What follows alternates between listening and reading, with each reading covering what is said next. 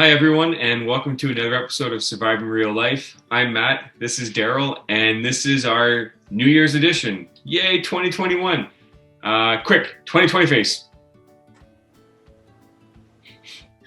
In today's episode, we're going to do two parts, and we're going to go over our top 10 best and worst things about the last year. Now, we want to get something out of the way. I think if you were to ask anybody, they would acknowledge that 2020 has been one of the worst years in many of our memories. We are not going to talk about that. We're really going to focus on our experience because everybody experienced the last year just a little bit differently. So with that, I think we can go ahead and get started. Daryl, do you want to kick us off? I was actually not sure 2021 was actually ever going to happen. That seems like the longest year of my life. I don't know about you. Like, ridiculous. I feel like I've missed out on so many good things this year. But yeah, starting at number 10, my personal worst moment, but yeah, kind of hilarious, is the rise of the Karens of the world. If you don't know what Karens are, go check out TikTok. You'll enjoy it. I chose Rise of the Karens because I feel like what they are is like the worst people in society. Those who don't conform to masks, those who don't empathize with others, those who don't care about anybody but themselves. And they seem to come out of the woodworks when all the COVID went down. I'm hoping it kind of goes away, and I'm hoping more people take a stand and continue filming them and put them on TikTok. Once again, hilarious. But I hope they go away because really we don't need that. In 2020, we've already seen the worst of the worst people. 2021, we need better, happier, more empathetic people. I think the best one I saw was there was a Karen who was calling 911 and called the cops because some clerk in the store wouldn't serve her because they were closing and she refused to wear a mask. So, and you think they would back down once the camera starts rolling, but I feel like they're just like, no, I don't care about the camera. I'm just gonna keep going. No, they double down. There's something wrong in here. Yep. They don't see the world around them. It's all through their own lens. So number 9 for us, or for me rather, is working from home, having to transition. And I acknowledge that I'm one of the fortunate ones who was able to keep my job and still work at home. I get that I'm lucky in that regard. But all the change that I've gone through and a lot of us have gone through in terms of how we do work is a really big part of my life. It's been a hard road for me this year, trying to understand what work looks like, what my job needs to be now, how to work with the people on my team, all those different things. That was a big hurdle for me this year, and I know for a lot of people. I don't know how you do it, man. Like, I had to do it, I want to say for like 2 months at the initial quarantine, and then we had summer off. And I was ecstatic to be back in the classroom. Yes, we have to wear masks and face shield and gown and keep our distance. That all sucks. But I mean, I couldn't handle being at home. I ate worse. I did not exercise. The quarantine 15 is definitely a real thing. But to me, it came down to like lack of motivation, lack of effort, and really you have everything at your disposal. My video games are here. My food is here. My kids are home with me. You are awesome for being able to do it. And as long as you have. I don't know how you do it, man. I can't say that I'm successful every day, but we do our best. What's next on your list? I think just the thought of not knowing where our future lies, like the uncertainty of everything. Yes, we know the virus is going to go away eventually, but it's more like, when is it going to end? Are we going to go back to normal? Are we always going to wear masks? Because it's a stupid thought, but I mean, really, when's the last time you've been sick? When's the last time I've been sick? It's been so long. Is this something they just keep going with? And really, and most importantly, when the hell are we going to get real sports and concerts back? God. But what I'm thinking is, like, I'm not getting any younger, and I know it sounds stupid because I'm not old, but I'm at the age where I can't do what I love to do, like something like basketball, or go as heavy as I can at the gym every day. I need to like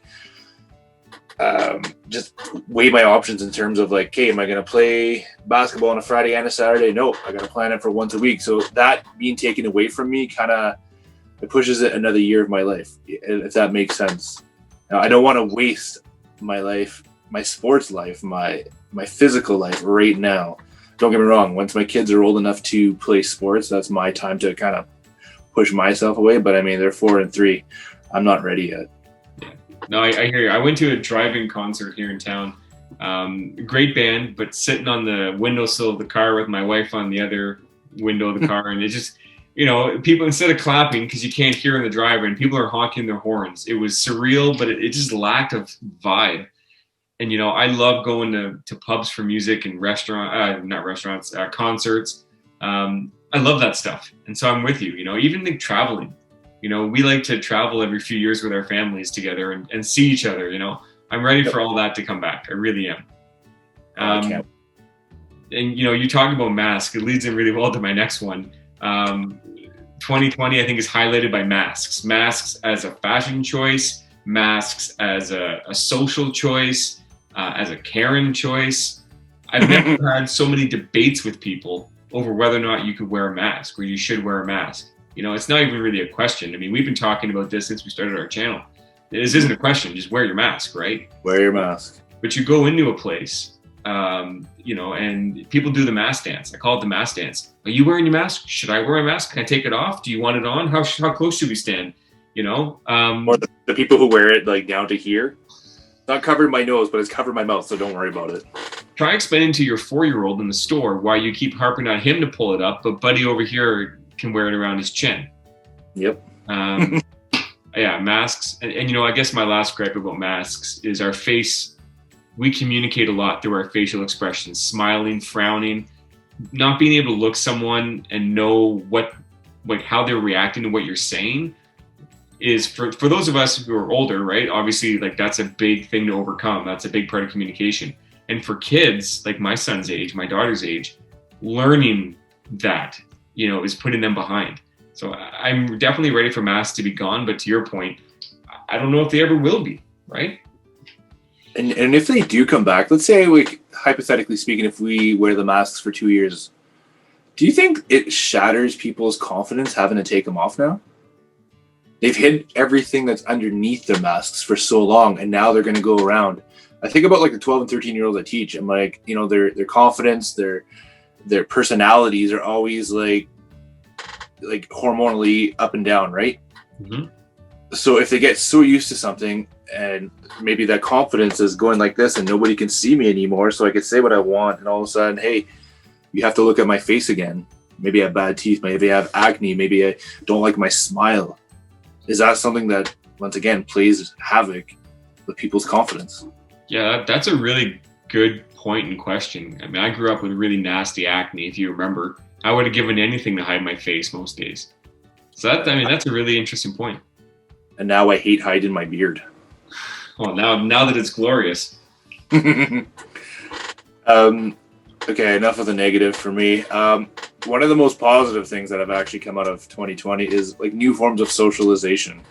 So that now that we have to kind of limit who we hang out with, we've gotten really close to a couple adults who have kids our kids' age, and I feel like we've really created good bonds. Like I always grew up and I wanted that as an adult. I want to hang out with my wife and then another couple where our kids are playing while we have a barbecue in the backyard and sit on the deck and have a couple pops. That was like a dream growing up, as a kid, and I feel like we have that. And not only that, but like with the induction of Zoom, I'm able to talk to people I haven't talked to in years, and it's not just on Facebook or texting. It's actually like a face-to-face conversation through an app. But I mean, it's like you said, being able to read somebody's facial expressions means a lot, right? Especially when you haven't seen them for years. It's like you and I, we're separated by how many hours and how many miles away, but we're able to talk to each other daily. Yeah, even sometimes we'll be playing video games, talking on the video game with the Zoom up so we can look at each other at the same time, like we used to when we were kids. Geek alert. Quick, 2020 face.